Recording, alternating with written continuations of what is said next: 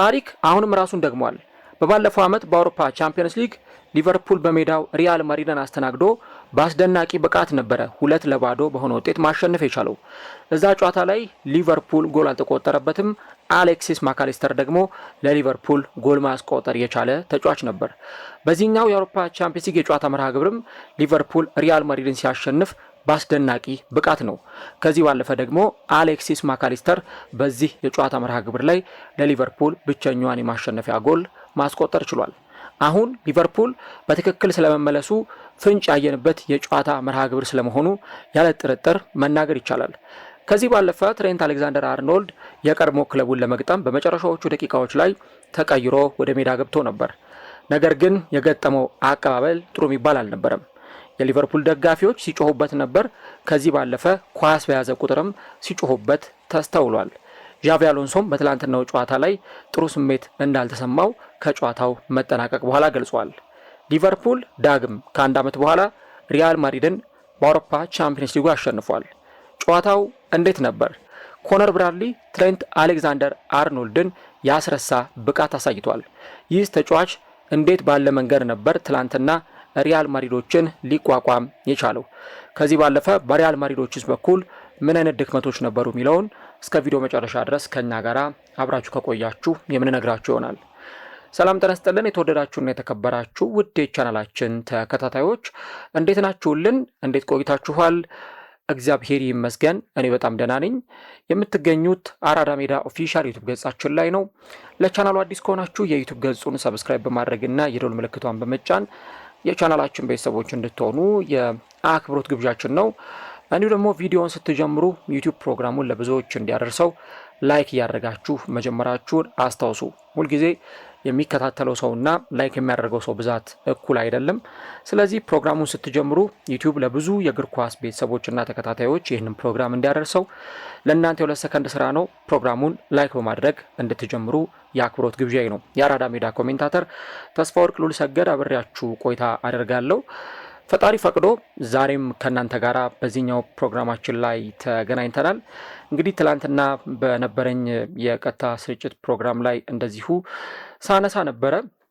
አሁንም በሀገራችን የተለያዩ አካባቢዎች የተለያዩ ቦታዎች ላይ የተለያዩ ወገኖቻችን ሕይወታቸው እያለፈ መሆኑ እየተሰማ ነው የሚገኘው። ትላንትናም ደግሞ በምስራቅ አርሲ ሀገረ ስብከት ከአምቦሳ ከተማ 12 ኪሎ ሜትር ላይ ርቃ በምትገኘው ጋዶ በምትባል ቀበሌ ውስጥ በአጨዳ ላይ የነበሩ ሰዎች እንግዲህ 5 የሚጠጉ ሰዎች በታጣቂዎች መገደላቸው ነው የተገለጸውና በስፍራው እንደተቀበሩም ነው የወጡ ያሉ መረጃዎች ሲያሳዩ የነበሩት። ለነዚህ ወገኖቻችን ነፍስ ይማርልን ለማለት እንፈልጋለን። ከዛ በተጨማሪ ግን ላዘኑት ቤተሰቦች ደግሞ አራዳ ሜዳ መጽናናቱን ይመኛል።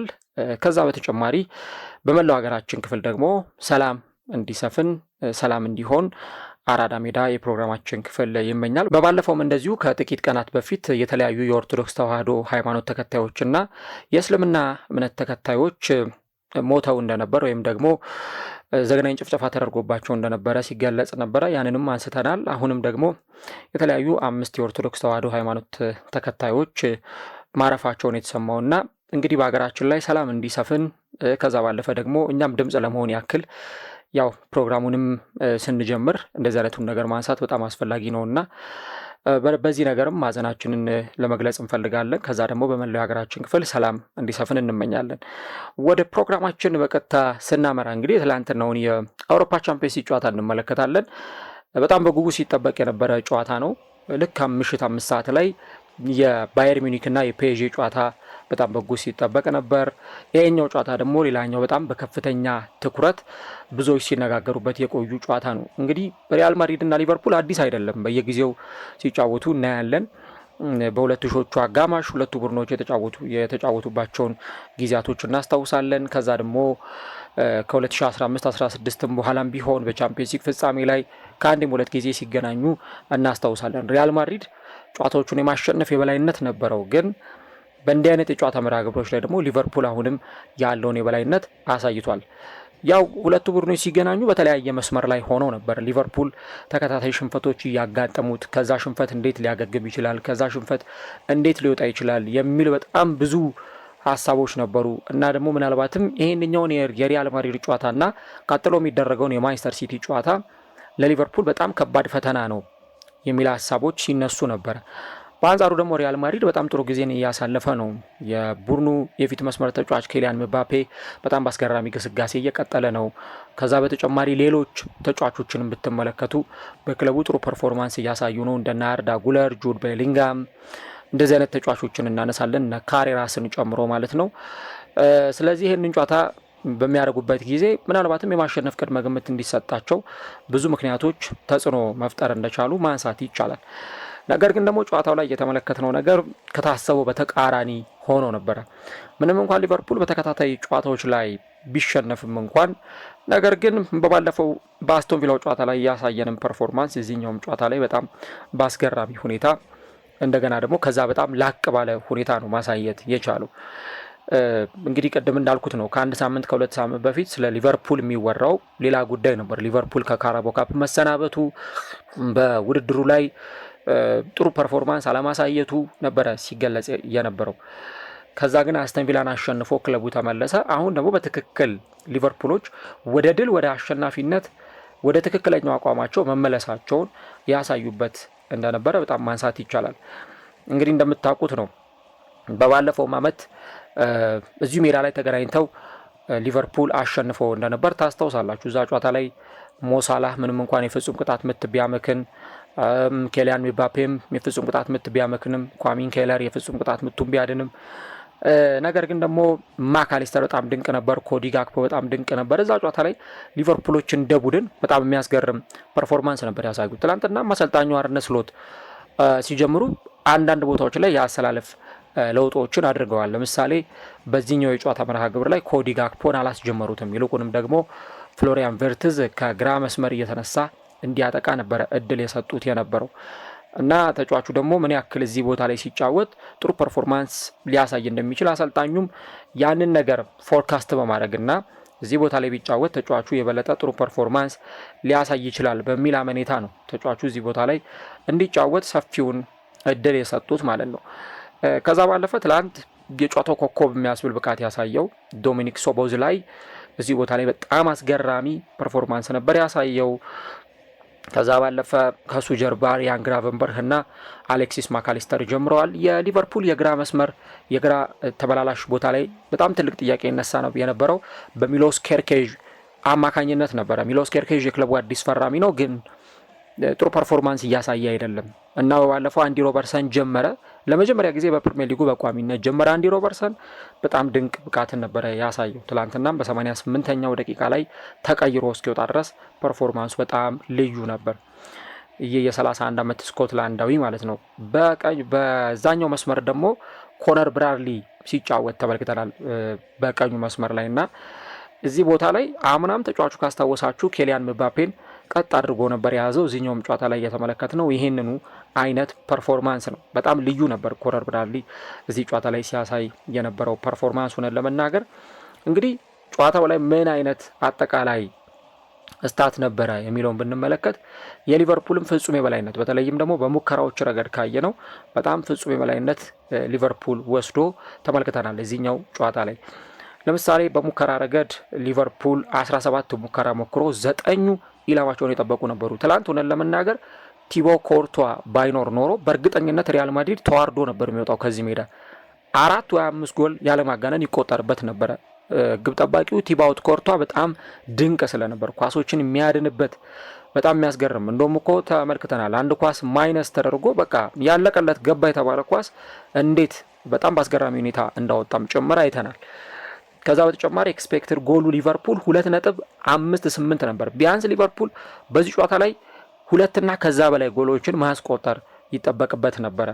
4 ትልልቅ እድሎችን ፈጥሯል። 3 ትልልቅ እድሎችን ሊቨርፑል አባክኗል። ከዛ ውጪ 257 የተሳኩ ኳሶችን ተቀባብሏል። ይሄ ማለት 77% ማለት ነው። በአንጻሩ ደግሞ 460 ኳስ ነው ሪያል ማድሪዶች በስኬታማነት የተቀባበሉት 87% ማለት ነው። 4 የማዕዘን ምት ሊቨርፑል አግኝቷል። ሪያል ማድሪድ 2 የማዕዘን ምት አግኝቷል። እንዲሁ ደግሞ ሪያል ማድሪድ የፈጠረው አንድ ትልቅ እድል ብቻ ነው። 8 ሙከራ ሞከረው፣ ከ8ቱ 2ቱ ብቻ ነው ኢላማውን የጠበቀ ሙከራ የነበረው።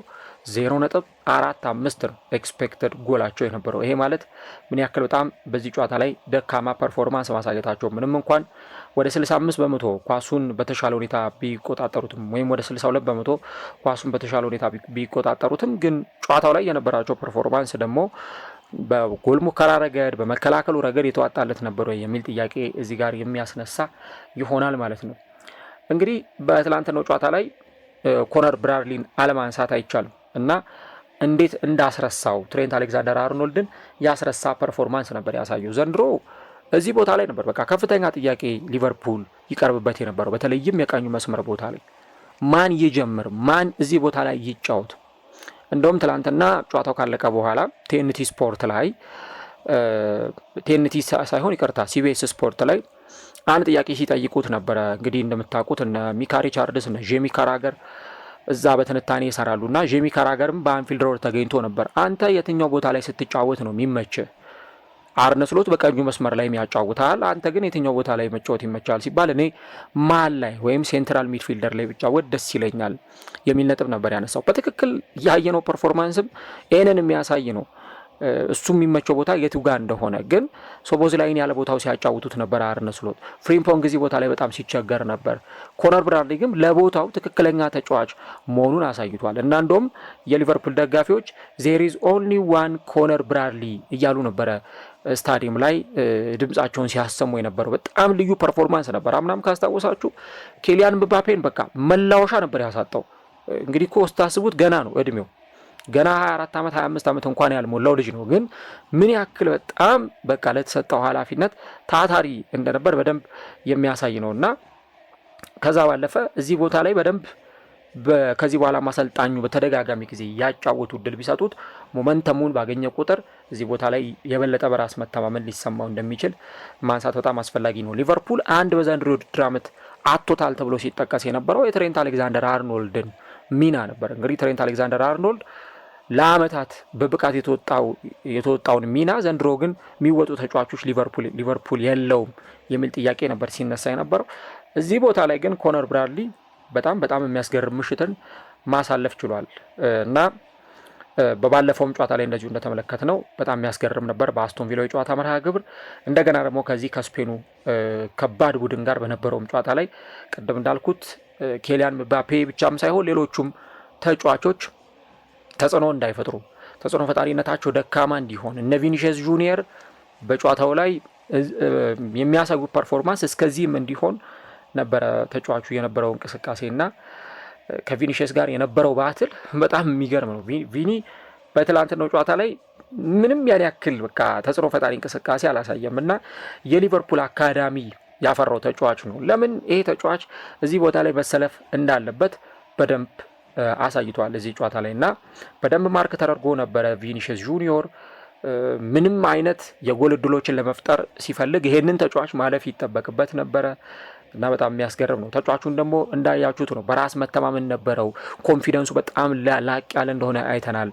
በፍጹም የማይፈራ ኳሶችን ለማስጣል ብሎክ ለማድረግ ምንም የማይፈራ ተጫዋች ሆኖ ነው የተመለከት ነው እና ኢቨን እንደነ ምባፔ እንደነ ጁድ ቤሊንግሃም አይነት ተጫዋቾችም ማጥቃቱ ላይ በነበረው እንቅስቃሴ የተሻለ ጨዋታ ለማድረግ ጥረት ሲያደርጉ ነበር። ግን የሊቨርፑል መከላከል ጥሩ እንዲሆን ማድረግ የቻለ ተጫዋች ቢኖር ይሄኛው ተጫዋች ነው። ከነ ሮበርሰንም ከነ ቫንዳይክም ከነ ኮናቴም በመቀጠል ማለት ነው እና እንደውም ጨዋታው ሊጠናቀቅ ልክ 10 ደቂቃ ሲቀረው ወደ 80ኛው ደቂቃ ላይ ትሬንት አሌክዛንደር አርኖልድ ተቀይሮ ወደ ሜዳ ሲገባ ተመልክተናል።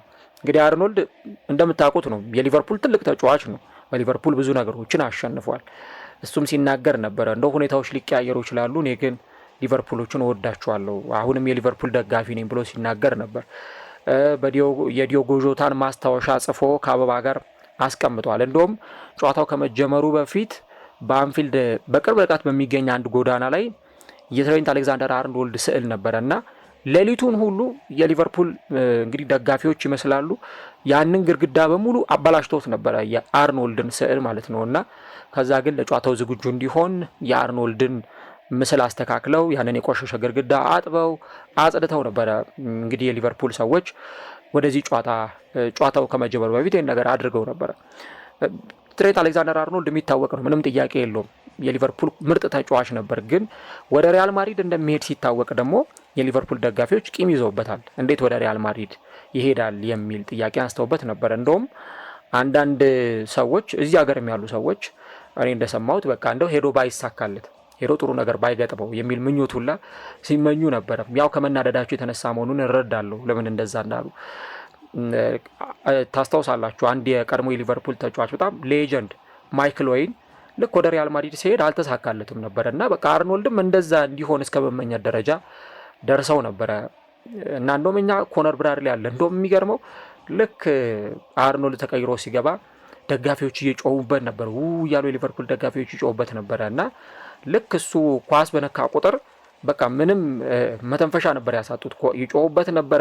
ጭራሽ የአንፊልድ ሜዳ የተጋጋለው አርኖልድ ተቀይሮ ከገባ በኋላ ነው እና እንደውም የሊቨርፑል ደጋፊዎች ማሊያቸውን እየሳሙ እኛ ይህንን ክለብ ነው የምንደግፈው እያሉ ተጫዋቹ ፊት ያንን ሪያክሽን ሲያሳዩ ነበርና ትላንት ጥሩ አቀባበል ተደርጎለታል ለማለት ይቸግራል። የሊቨርፑል ደጋፊዎች ፍጹም በዚህ ተጫዋች ላይ አሁንም የነበራቸው ስሜት እንዳልበረደላቸው የሚያሳይ ነው። ምክንያቱም እንዲቆይ ይፈልጉ ነበረ፣ ግን ደግሞ ትቷቸው ሄዷልና እንግዲህ እንደዚህ አይነት ስሜት ነበረ ትላንትናም ያንጸባረቁት ለማለት ያክል ነው። ከዛ ውጭ ግን እንግዲህ አንድ ፔናልቲ ትላንትና ይሰጣል አያሰጠም ከሚል ነገር ጋር አከራካሪ እንደነበር አይተናል። ምናልባትም ደግሞ እንግዲህ የዕለቱ የጨዋታ ዳኛ የወሰኑት ውሳኔ ከዛ በኋላ ብዙ አከራካሪ ነገሮችን ይዞ መጥቷል። ኤስቴቫን ኮቫክስ ቹዋሜኒ በግራ እጁ ኳስ ነክቷል፣ ስለዚህ የፍጹም ቅጣት ምት ለሊቨርፑል ይገባል የሚል ጥያቄ ነው የተነሳ የነበረው። ከዛ በኋላ የሪያል ማድሪድ ተጫዋቾችም ሲከራከሩ ነበረና በቪኤአር አጨቃጫቂ ጉዳዮች መካከል ትላንትና አንደኛው ይሄ ጉዳይ ነበረ፣ የፍጹም ቅጣት ምት ያሰጣል አያሰጥም የሚለው። በኋላ ላይ ግን የዕለቱ የጨዋታ ዳኛ ኮቫክስ ቹዋሜኒ እጁ በትክክለኛው ቦታ ላይ የነበረ ወይም ለትክክለኛ የተፈጥሯዊ ቦታው የቀረበ ነው በሚል የፍጹም ቅጣት ምት ሳይሰጡ ቀርተዋል ማለት ነው። ከዛ ይልቅ ልክ ኳሷ የተጫዋቹን እጅ ስትነካ በተፈጥሯዊ ቦታ ላይ ቆሞ ስለነበር እጁ ምንም ማድረግ አይቻልም የሚል አይነት እሳቤ ነበር እሳቸው የነበራቸውና ኳሷ እጁን ከመንካቱ በፊት ታፋውን ነክታ ነው ወደ እጁ ሄደችው። አንዳንዴ ያው የፍጹም ቅጣት ምት ሲሰጥ በእጅ የተነካ ኳስ ላይ ኳስ ወደ እጅና እጅ ወደ ኳስ የሚባል ነገር አለ። እጅ ወደ ኳስ ከሆነ ሄደው ወይም እጅ ሆነ ብሎ ዴሊብሬትሊ ከሆነ ኳሱን የነካው የፍጹም ቅጣት ምት ይሰጣል ይባላል።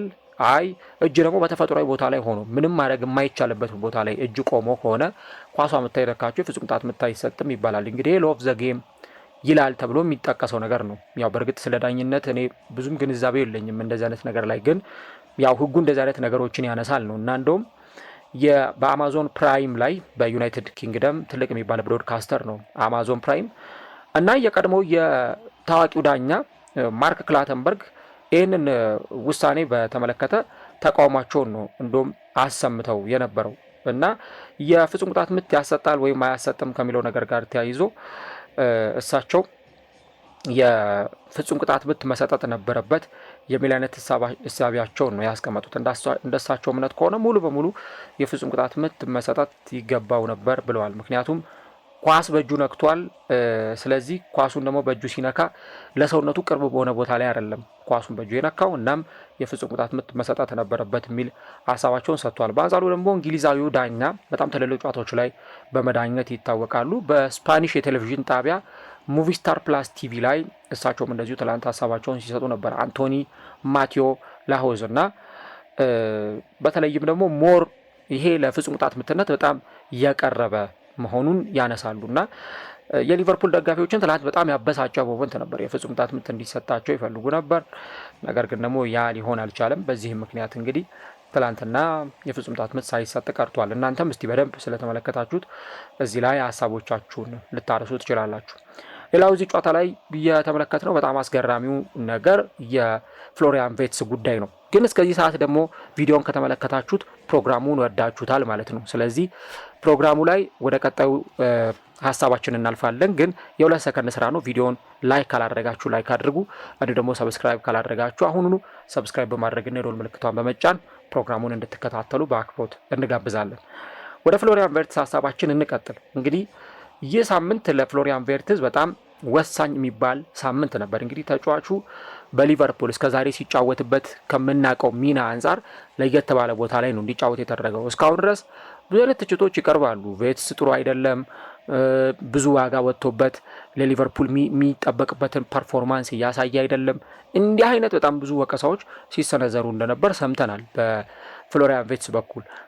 ምናልባት የሀሳቡ መነሻ ምን ሊሆን እንደሚችል ሁላችንም መገመት እንችላለን። ምክንያቱም ሊቨርፑል ለአሌክዛንደር ኢሳቅ የከፈለውን ዋጋ አውጥቶ ይህንን ስዊድናዊ የፊት መስመር ተጫዋች ከማስፈረሙ በፊት 110 ሚሊዮን ፓውንድ እና ከዛ በላይ ኦልሞስት 115-116 ሚሊዮን ፓውንድ አውጥቶ ያስፈረመው የብሪታንያን የዝውውር ሪከርድ የሰበረ ዋጋ አውጥቶ ይህን ተጫዋች ነበር ወደዚህ ክለብ ያመጣው እና ምንም በማያጠያይቅ ሁኔታ ተጫዋቹ ጥሩ ፐርፎርም እንዲያደርግ ይጠብቃሉ። በጀርመን ቡንደስሊጋ ቁጥሮችን ብትመለከቱት እጅግ በጣም የሚያስገርም ነው።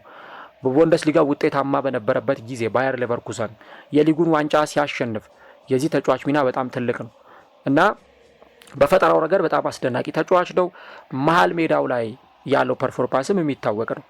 ከዛ ባለፈ እንደውም የተለያዩ ሰዎች በጀርመን እግር ኳስ ካየናቸው ባለክህሎት ተጫዋቾች አሁን ዘመናችን ላይ ካሉ ባለክህሎት ተጫዋቾች መካከል አንዱ የተጫዋች እንደሆነ ደጋግመው ሲያነሱ እንሰማለን እና ይሄ ተጫዋች ምን ያክል ለዚህ ቡድን አስፈላጊ ወይም ጠቃሚ ተጫዋች ሊሆን ይችላል የሚለውን ደግሞ ማንሳት ብዙም የሚከብድ ጉዳይ አይሆንም። አሰልጣኙ ኮዲ ጋክፖን ቤንች ላይም ሲያደርጉት አንዳንዶች ፍራቻ ነበራቸው። እንደው ጋክፖ ቢጀምር ጥሩ አይሆንም ወይ፣ ፍሎሪያን ቬርትዝ ተቀይሮ ቢገባ የተሻለ ሊሆን ይችላል የሚሉ ሀሳባቸውን ከጨዋታው መጀመር አስቀድሞ ሲያነሱ ነበር። ግን ተጫዋቹ አሁን ጥሩ ምልክቶችን እያሳየ ነው የሚገኘው። የሚነካቸው ኳሶች፣ የሚያቀብላቸው ኳሶች እጅግ በጣም ጥሩ ነበሩ። ከዛ ባለፈ ደግሞ ኳሱን በጥሩ መንገድ ነበር ወደፊት ይዞ ለመሄድ ይሞክር የነበረው እና እንደውም በጨዋታው 10ኛ ደቂቃ ላይም እንደተመለከታችሁት ምን አይነት እንቅስቃሴ ሲያሳይ እንደነበር፣ ከዛ ደግሞ ዲያን ሁይሰን ኳሱን ዲስፖሰስ ለማድረግ ያደረገውን ጥረት ተመልክተናል። ከዚህ በተጨማሪ ደግሞ በጨዋታው ላይ በእያንዳንዱ እንቅስቃሴዎች ላይ ተጫዋቹ የሆነ ያክል ጥሩ ፐርፎርማንስ ለማሳየት ይሞክር ነበር በግራው መስመር ላይ። ከዛ ደግሞ አንዳንዴም ወደ ቀኝም ወጣ እያለ ለመጫወት ሙከራ ያደርግ ነበር እና ይሄ ደግሞ እንደነ ማካሊስተር ላሉ ተጫዋቾች በጣም ለየት ያለ ሚናን ወይም ደግሞ ለየት ያለ አገልግሎትን እንዲሰጡ ለክለባቸው እንዲሰጡ ይሄ ተጫዋች በነፃነት እንዲጫወቱም ሲያደርጋቸው ነበር እና በሁለተኛው ማጋማሽ ደግሞ የመጀመሪያውን የጎል ዕድል መፍጠር ችሏል። በተለይም ከማዘምት ያኳስ ሲሻገር ቫንዳይክ እጅግ በጣም በሚያስገርም ሁኔታ የሞከራትን ኳስ ተመልክተናል። ቲባውት ኮርቷ ሴቭ ያደረጋትን ወይም ያወጣትን ኳስ ማለት ነው እና በእያንዳንዱ እንቅስቃሴዎቹ ላይ ተጫዋቹ በጣም ጥሩ እንደነበረ ተመልክተናል። ምናልባት እንግዲህ ጎል አላስቆጠረም ይሆናል ወይ ደግሞ አሲስትም አላደረገም ይሆናል፣ ግን ተጫዋቹ የበለጠ በጣም ፍሬያማ እየሆነ መጥቷል እና እኔ ከዚህ በፊትም ደጋግሜ ተናግሬዋለሁ። ጥቂት ጊዜ ብቻ ስጡት ለዚህ ተጫዋች፣ ጥቂት ጊዜ ብቻ ደጋፊዎች ይታገሱት፣ ይዩት። ከዛ በኋላ የተጫዋቹን ትክክለኛ ፐርፎርማንስ ይመለከቱታል። ምክንያቱም ዓለማችን ላይ ምርጥ እግር ኳስ ተጫዋች ተብለው ያለፉ ምርጥ ተጫዋቾችን ብትመለከቱ አብዛኞቹ ጥሩ ጅማሬ ያደረጉ አልነበሩ፣ ወይም ደግሞ በሚጠበቀው ልክ ጥሩ ያልጀመሩ ተጫዋቾች ነበሩ። ከዛ በኋላ ግን ቀስ በቀስ ነው ወደ ሪትሙ፣ ወደ ጨዋታው ስልት፣ ወደ ጨዋታው ወደ ክለቡ ታክቲክ፣ ወደ አሰልጣኙ የጨዋታ አረዳድ በደንብ እየተላመዱ ከመጡ በኋላ የዛ ጊዜ ትክክለኛ ፐርፎርማንሳቸውን ሲያሳዩ እንመለከታለን እና የፍሎሪያን ቬትስም የትላንትናው ምሽት በጣም ጥሩ የጨዋታ እንቅስቃሴ ካሳየባቸው እንቅስቃሴዎች መካከል ተጠቃሹ እንደነበር ማንሳት ይቻላል። ከዛ ውጪ ሌሎች ሁለት ጉዳዮችን እዚህ ጋር እናነሳና ግብ ጠባቂውን ደግሞ ቲባውት ኮርቷን የምናነሳ ይሆናል ማለት ነው። እንግዲህ እዚህ ጨዋታ ላይ የቆመ ኳስን ማንሳት በጣም አስፈላጊ ጉዳይ ነው የሚሆነው። የቆመ ኳስ አሁንም ትላንት ሊቨርፑሎች በደንብ ሲጠቀሙ ነበር። የማዕዘን ምቱን ብትመለከቱ በጣም በተደጋጋሚ ጊዜ የማዕዘን ምት ነው፣ ብዙም የማዕዘን ምት አላገኙም፣ ግን በጣም ፈታኝ እንደነበረ ጭምር ነው የተመለከት ነው። ከዛ ባለፈ ትላንት እንደውም ቲባውት ኮርቷ በጣም ብዙ ኳሶችን ሲያድን ነበር እንጂ በጣም አስቸጋሪ ነበረ እና የቆመ ኳስን በተመለከተ እንግዲህ ብዙ ሀሳቦችን ልናነሳ እንችላለን። የኡጎ ኤኪቲኬንም ኳሶች እንደዚሁ ስንመለከት ነበረ። ሶስተኛው የማዕዘን ምት በተገኘ ጊዜ የሪያል ማድሪድ ተጫዋቾች ያንን ኮንትሮል ለማድረግ ወይ ለመቆጣጠር ምን አይነት የመከላከል ሀሳብ ይዘው እዛ ቦታ ላይ እንደቀረቡ ጭምር ተመልክተናል እና ከቀይ መስመር ላይ ዶሚኒክ ሶቦዝ ላይ ያንን የቅጣት ምት ሲያሻማ ከዛ ደግሞ የአሌክሲስ ማካሊስተር አስገራሚ ብቃትን የተመለከትንበት ኳስን እንዲሁ ስናይ የሊቨርፑል የቆመ ኳስ ጥሩ ነበር እዚህ ጨዋታ ላይ። የሪያል ማድሪድ የቆመ ኳስ ግን ደካማ እንደነበር ተመልክተናል። ለምሳሌ ሊቨርፑል በፕሪሚየር ሊጉ ብዙም የቆመ ኳስ ላይ ጥያቄ የሚነሳበት ቡድን ነው። እንግዲህ 11ኛ ደረጃ ላይ የተቀመጠ ቡድን በቆመ ኳስ ከማዕዘን ምት በሉት ከቅጣት ምት በሉት እድሎችን በመፍጠር 2.0 እንግዲህ በአንድ ጨዋታ ላይ 2 እድል ብቻ ነው ከቆሙ ኳሶች የሚፈጥረው ማለት ነው። በአንጻሩ ደግሞ የሪያል ማድሪድ ብትመለከቱት በአንድ ጨዋታ ላይ 2.5 የግብ እድል ይፈጠርበታል። ቢያንስ 2 እና ከዛ በላይ የግብ እድሎች ይፈጠሩበታል ማለት ነው። እንግዲህ ይህንን ደግሞ ብታዩ ከሌሎች ክለቦች ጋር በተለይ እንደነ አስቶን ቪላ፣ ዌስትሃም፣ በርንሌ፣ ኖቲንግሃም ፎረስት የመሳሰሉ ቡድኖች ናቸው እንግዲህ በሊጉ ከፍተኛ የሆነ የጎል እድል ሲፈጠርባቸው የምንመለከተው። አሁን ደግሞ ሪያል ማድሪድም እንደዚህ አይነት ሆኖ እየተመለከተ ነው እና የሪያል ማድሪድ የቆመ ኳስ መከላከል ላይ ጥሩ አለመሆን ወይም ደግሞ ምናልባት ሪያል ማድሪድ በላሊጋው በዛን መጠን ላይ ፈተን ይችላል እንጂ ብዙ የቆሙ ኳሶች ኮንሲድ የሚያደርግ ወይም ደግሞ በቆሙ ኳሶች እድል የሚፈጠርበት ቡድን እንደሆነ በደንብ የተመለከትንበት ነው ማለት ነው። እና ለዛ ነው እንግዲህ ትላንትናም የማዕዘን ምቶች የቅጣት ምቶች በተሰጡ ቁጥር በጣም አስቸጋሪ በሆነ ሁኔታ ውስጥ ሆነው ለመከላከል ጥረት ሲያደርጉ ስንመለከት የነበረው። በዛ ላይ ደግሞ ተመልክተናል። ለምሳሌ ዶሚኒክ ሶቦዝ ላይ በጣም አስገራሚ የቅጣት ምት ኳስ ነበረ። እንደውም ትላንትና ሞክሮ ቲባውት ኮርቷ ያንን ሲያድንበት ወይም ደግሞ ሲያወጣበት የተመለከት ነው። ምናልባትም ደግሞ እሱ ያንን ኳስ ባያወጣ እንደገና ደግሞ ሌላ ጎል ሲቆጠርባቸው ወይ በሌላ ሁኔታ ደግሞ ጎል ሲቆጠርባቸው ልንመለከት እንችል ነበር እና ምን ያክል እዚህ ጨዋታ ላይ አስቸጋሪ ነገር እንደገጠማቸው ይሄ ጨዋታ በደንብ ማሳያ ሆኖ መቅረብ ይችላል። የአሌክሲስ ማካሊስተር ደግሞ ሄዲንግም እንደዚሁ ያንን የሚያሳይ ነው። ሁጎ ኤኪቲኬ በግንባር የገጫትን ኳስ ተመልክተናል። ያችን ኳስ ቲባው ኮርቷ ነበር ያዳናትና ማካሊስተር ኳሱን በግንባር የገጨበት ሂደት ኳሱ የተሻማበት ሁኔታ እጅግ በጣም የሚያስገርም ሆኖ ተመልክተናል። እንግዲህ የተለያዩ ሊጎች ላይ የቆሙ ኳሶችን በተመለከተ እንደዚህ አይነት የተለያዩ ነገሮች እንዳሉ በደንብ መረዳት ይቻላል ማለት ነው። መጨረሻ ላይ የምንመለከተው ቲባው ኮርቷ ነው። እንግዲህ ቲባው ኮርቷ ለመጀመሪያ ጊዜ አይደለም እንደዚህ ባለ የቻምፒየንስ ሊግ ጨዋታ ላይ ይልቁንም ደግሞ ከሊቨርፑል ጋር በተደረገ ጨዋታ ላይ ጥሩ ፐርፎርማንስ ሲያሳይ ይሄ የመጀመሪያው አይደለም። ከዚህ በፊትም ቲባው ኮርቷ ብዙ ጊዜ ሪያል ማድሪዶችን እየታደገ የወጣበት ሁኔታ እንደነበር አይተናል። ትናንትና የሚችለውን የአቅሙን ያክል አድርጓል። ቅድም እንዳልኩት የሶቦዝ ላይ የቅጣት ምት ሊቨርፑሎች ከግብ ጠባቂው ቲባው ኮርቷ ጋር ተገናኝተው የሞከሩትን ኳስ የቫንዳይክን ኳስ ሌሎች ኳሶችን ጨምሮ እንግዲህ በዚህ የጨዋታ መርሃ ግብር ላይ ሴፍ ሲያወጣ ነበር የተመለከተው እና የኤኪቲኬን ኳስ ራሱ ያዳነበት መንገድ እጅግ በጣም የሚያስገርም ነበር። ከዛ ባለፈ የሊቨርፑል ደጋፊዎች በፍጹም አይረሱትም 2022 የቻምፒየንስ ሊግ ፍጻሜ ላይ ተጫዋቹ የነበረውን ፐርፎርማንስ። በዛ ጨዋታ ላይ ክሊንሺት ይዞ ወጥቷል።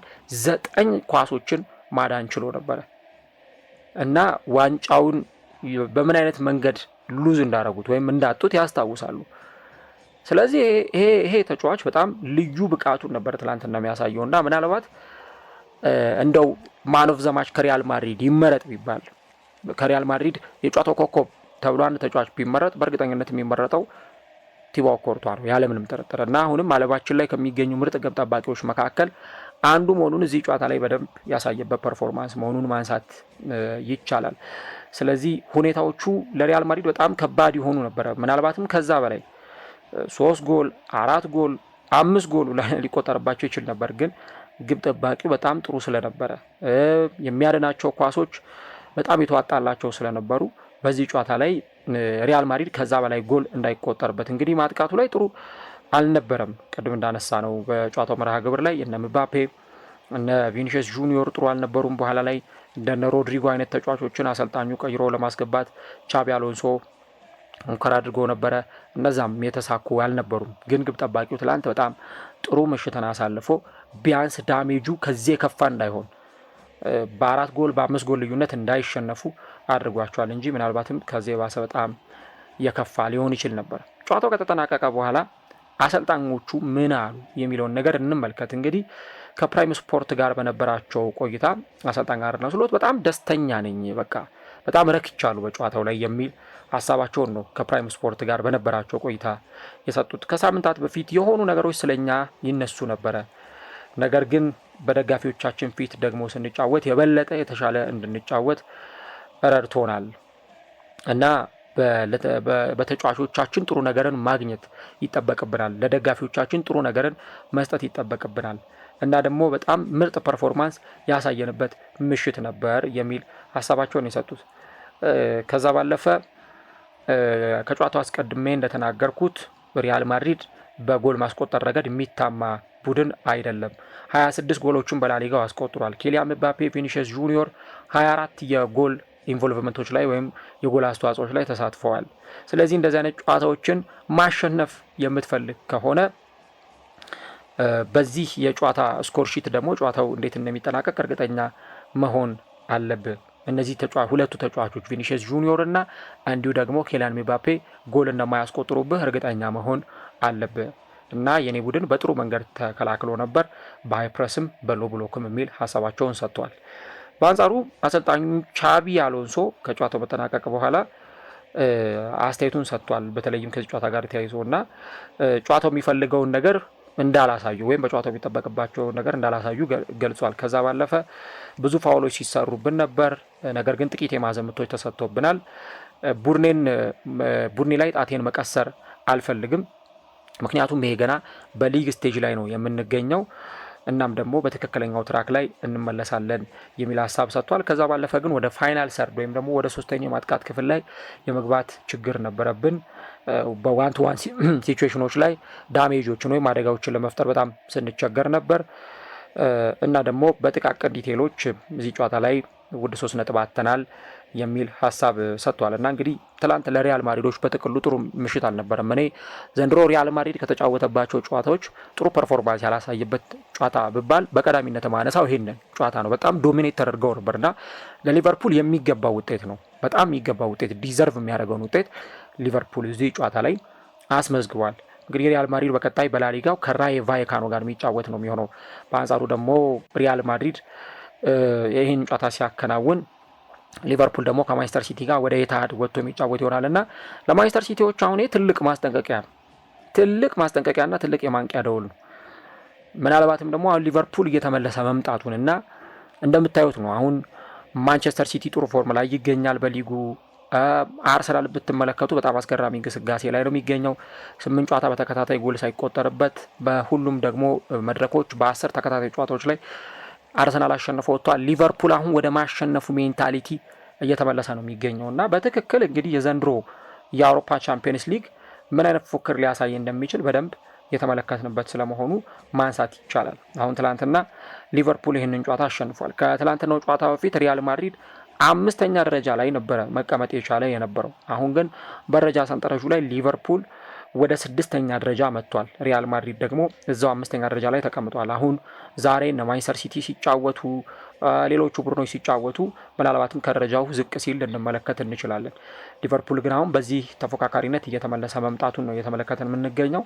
ቀጣይ እንግዲህ ከማንቸስተር ሲቲ ጋር ከተጫወተ በኋላ ከኢንተርናሽናል ብሬክ መልስ ኖቲንግሃምን፣ ፒኤስቪን፣ ዌስትሃምን፣ ሰንደርላንድን እንዲሁ እነ ሊድስ ዩናይትድን እና እነ ኢንተር ሚላንን ሊቨርፑል የሚገጥም ይሆናል ማለት ነው። ግን የምሽቱ ፐርፎርማንስ እጅግ በጣም የተዋጣለት እጅግ በጣም አስገራሚ እንደነበረ ለማንሳት ያክል ነው። እናንተስ ጨዋታውን እንዴት ተመለከታችሁት? እንዴት አያችሁት? ሀሳቦቻችሁን በኮሜንት ላይ እየገባችሁ ልታጋሩ እንችላላችሁ። ጨዋታው ግን በጣም የተለየና ምርጥ ብቃት ያሳዩበት እንደነበር ማንሳት ይቻላል። ቅድም እንዳልኳችሁ ይህም ፕሮግራማችን እንግዲህ ለሞቱት ወገኖቻችን መታሰቢያ አድርገነዋል። የገባችሁ ሀሳቦቻችሁን ጻፉልን። ፈጣሪ ቢፈቅድ ደግሞ እንደዚሁ በሌሎች ዝግጅቶችና በሌሎች ፕሮግራሞች እንገናኛለን ማለት ነው። እስከዛው ድረስ ግን መልካም ጊዜ፣ መልካም ቆይታ፣ መልካም ምሽት ይሁንላችሁ።